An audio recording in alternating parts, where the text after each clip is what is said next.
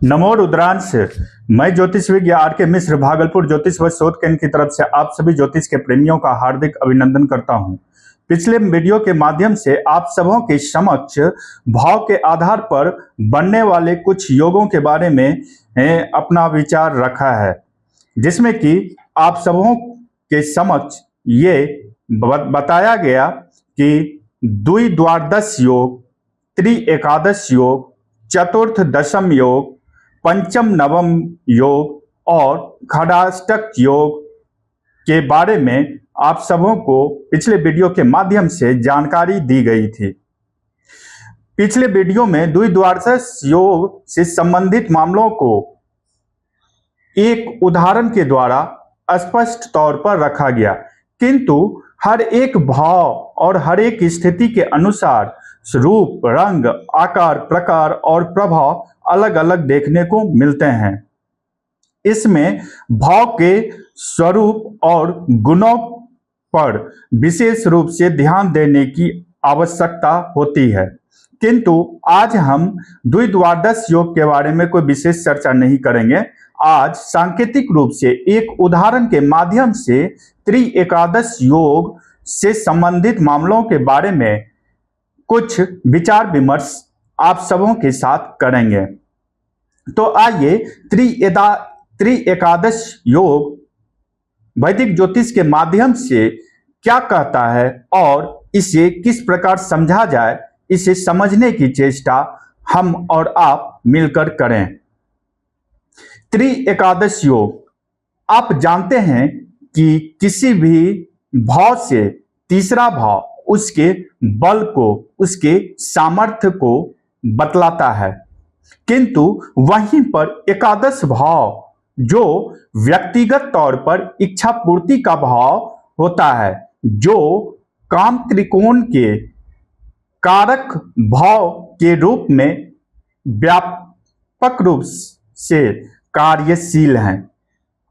आइए, इसी त्रि एकादश भाव से संबंधित मामलों को लेकर के बनने वाले योग क्या कहते हैं, इसके बारे में हम और आप मिलकर एक छोटी सी चर्चा करें। उदाहरण के स्वरूप में यहां पर यदि हम दूसरे भाव को लें तो दूसरे भाव के बारे में आप और हम जानते हैं कि ये धन, कुटुंब, वाणी, बुद्धि और सोच को व्यक्त करने वाला भाव के रूप में इसे जानते हैं। मानसिक स्थिति कैसी है किसी भी व्यक्ति की, उससे व्यक्त करने वाला जो वाणी के माध्यम से व्यक्त किया जाता है, इसका पता चलता है। आप ये भी जानते हैं किसी भी व्यक्ति का व्यक्तित्व उसके वाणी में छिपा हुआ है, क्योंकि व्यक्ति का वाणी ही व्यक्ति के व्यक्तित्व का परिचय दे देता है। तो चलिए, त्रि एकादश योग को कैसे जन्म कुंडली में लागू करते हैं, इसे जानते हैं। आप और हम जानते हैं कि जन्म कुंडली का दूसरा भाव धन व कुटुंब का भाव है। वहीं पर से यदि दूसरे भाव से तीसरा भाव अर्थात कौन, देख लें, दूसरा, तीसरा और चौथा, यानी कि 2, 3 और 4। चौथा भाव जो हमारे सुख का भाव है, अस्थाई संपत्ति का भाव है, हमारे मानसिक स्थिति का भाव है, अर्थात दूसरा भाव जो वाणी का भाव है, धन का भाव है, उसका बल जो होगा वो सुख को प्रदान करने वाला होगा। वहीं पर यदि चौथे भाव की दृष्टि से देखें तो अस्थाई धन संपदा का स्रोत कौन बनता है?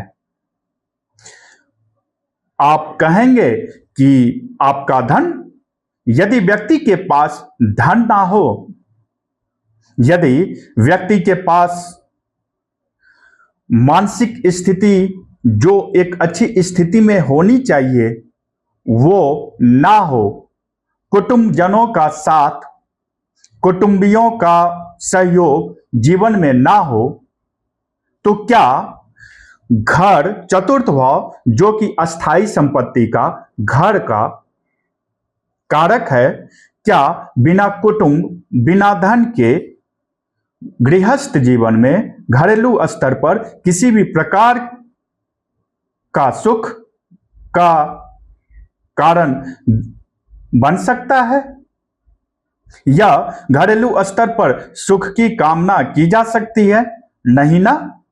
तो यही एक योग ऐसा है जो कि त्रि-एकादश योग व्यक्ति के इच्छा पूर्ति का भी कारण बनता है और बल भी बनता है।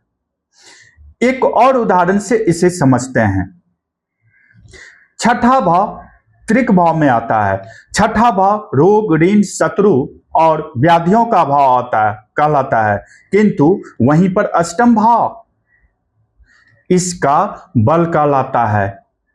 6, 7 और 8 संख्या छठा भाव आप जान रहे हैं, तो 6, 7 और 8 यदि छठे भाव के स्वामी का संबंध या अष्टम भाव के स्वामी का संबंध छठे भाव से या छठे भाव के स्वामी का संबंध अष्टम भाव से बन जाए, तो ऐसे में त्रि-एकादश योग सिद्धांत का फल मिलता है। छठे भाव का स्वामी अष्टम भाव में जाए तो ऐसे में विपरीत राजयोग भी बनता है, या फिर अष्टम भाव का स्वामी छठे भाव में जाए तो ऐसे में भी विपरीत राजयोग का फल देखने को मिलता है। किंतु किस संदर्भ में? ये आपके परिश्रम और मेहनत का बल है। ये आप जो नौकरी करते हैं, आप जो कार्य करते हैं, छठा भाव उसका भाग्य भाव है। अर्थात अर्थ त्रिकोण के भाग्य भाव के बल का पुष्टि करने वाला भाव अष्टम भाव बनता है। इसी प्रकार से यदि अष्टम भाव की दृष्टि से देखें तो जीवन में जितने भी प्रकार के संघर्ष और व्याधियां हैं उसकी पूर्ति करने वाला भाव छठा भाव, और वहीं पर छठे भाव का तीसरा भाव अर्थात तीसरे भाव के बारे में आप जानते हैं कि ये सामर्थ्य को दर्शाता है, बल को दर्शाता है, कार्य करने की क्षमता को दर्शाता है। तो ऐसे में इस प्रकार से हम और आप त्रि-एकादश योग के बारे में जन्म कुंडली के माध्यम से बनने वाले योग की पुष्टि कर सकते हैं। मेरे प्यारे ज्योतिष प्रेमियों, इस प्रकार के योगों की व्याख्या और इस प्रकार के योगों के आधार पर जन्म कुंडली के माध्यम से हम और आप किसी भी जातक या जातिका के वैवाहिक संबंधित मामलों में भी विशेष रूप से विचार करते हैं। इस बात को भी नहीं भूलना चाहिए। त्रि-एकादश योग वे योग हैं यदि पति और पत्नी जिस भी बालक या बालिका के विवाह की बातें चल रही होती हैं उनके संदर्भ में जो कुंडली मिलान किया जाता है, यदि मान के चलिए कि चंद्रमा एक के लग्न में है और दूसरे के तीसरे भाव में है, किसी भी भाव से, चाहे मान के चलिए जो कि धन के भाव में बालक का चंद्रमा है या लग्नेश है, ठीक उससे तीसरे भाव में चतुर्थ भाव में बालिका के एक कुंडली में चंद्रमा या लग्नेश की स्थिति है, तो ऐसे में ये जो वैवाहिक संबंध होगा उस बालक या बालिका के मध्य, ऐसे में घरेलू सुख संपन्नता और घरेलू स्तर पर प्रबल रूप से सुख सुविधा मिलने की संभावना को ये त्रि-एकादश योग कर देता है। हाँ, कुछ चैलेंजेस जीवन में देखने को मिलते हैं। कब? जब यही भाव किसी अन्य भाव के स्तर पर, जैसे छठे भाव और अष्टम भाव के मध्य बन जाए, तो ऐसे में दिक्कतों का सामना कुछ करना पड़ सकता है। यदि दशम भाव और द्वादश भाव के मध्य बनने वाले ये त्रि-एकादश योग हो तो वैवाहिक जीवन में या स्वयं के भी जीवन में या व्यक्तिगत तौर पर भी यदि कुंडली का विश्लेषण करते हैं तो कुछ व्याधियों का सामना करना पड़ जाता है। वहीं पर यही त्रि-एकादश योग यदि सप्तम भाव का संबंध नवम भाव से बन जाए तो ऐसे में सप्तम भाव साझेदारी के भाव को बल मिलता है और विवाह के पश्चात भाग्योदय होता है। आशा है कि ये आज का त्रि-एकादश भाव से संबंधित मामलों को लेकर के किया गया आप सबों के समक्ष विचार आप सबों को पसंद आया होगा। अतः फिर एक नए किसी भाव के आधार पर बनने वाले योग के बारे में आगामी वीडियो के माध्यम से आप सबों के समक्ष चर्चा करेंगे।